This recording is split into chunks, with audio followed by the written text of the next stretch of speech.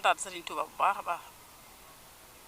moo xam ne mooy sunu yaakaar tey ak ëllëg di yeesalaat baax sunu njëbal ci Cheikh Massamba mi sunu buntu Serigne bi di am mbégte nag ci liggéey bu rëy bi nga xam ne liggéeyu jaamu yàlla la di liggéeyu dundal sunna Yonent bi sallallahu alayhi wa sallam muy jàngu bi nga xam ne kenn ku nekk xam na ni Cheikh Abdou Lahad moo ko naaloon waaye sëñ Muntaxa bi mu dikkee yitteem yëpp jàngu bi la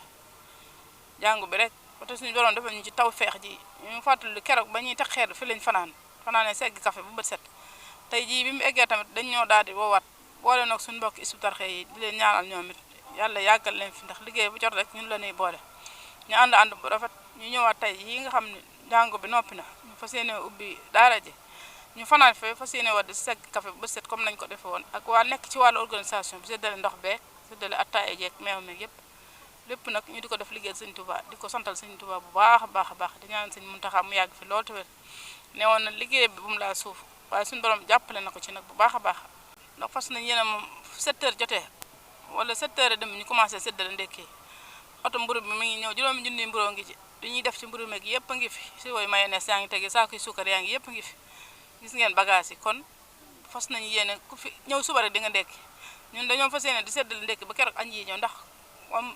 9 heures lay commencé suñu jullee tisbaar rek day daal mbir mi day daal di jeexal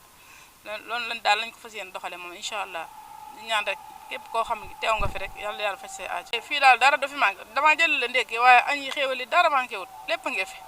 Sëñ Tuubaa moo am lépp lu waaye bëgg rek boo dikkee am na fi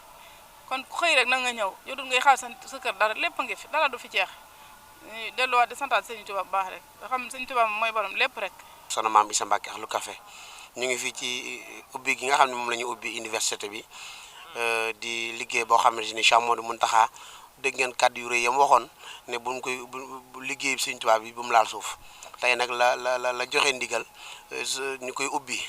tey nag ci dimanche ñu fanaan si fi suba di altine ñu war ko ubbi ñu ngi santaat Sëñ Tuubaa bu baax nag ñun nag ñoo féete ci wàllum café gi ku ne yoonu murid nag ne café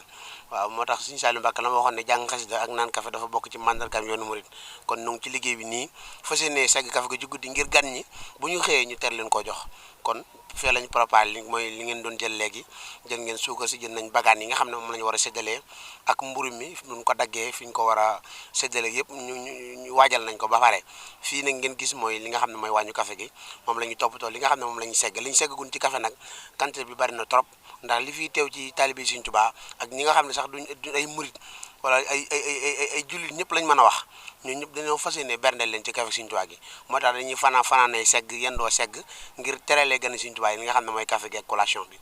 loolu daal lañ fas yéene amal ci liggéeyu Sëñ Tuubaa bi nga xam ne Cheikh Mountakha moo war a ubbi université bi ñu ñaan nag ci dolli Cheikh Ahmadou Bamba Xaadimu Rasuulullaahi borom Tuubaa yàlla na fi yàgg te wér moom Cheikh Mountakha ndax sagal nañu maanaam yëkkati na liggéey Sëñ Tuubaa bi foo xam ne si ni kawe na njort kon Mbàkke yàlla na fi yàgg lool te wér ci doole maam Cheikh Ibrahima Fall kon lii daal indiloon ci liggéey bi nga xam ne mooy liggéey soxna Maam Issa Mbacke Ahlu Café kon incha allah bu subaa lépp loo xam ne si ni war na ci topp rek dañ topp incha allah.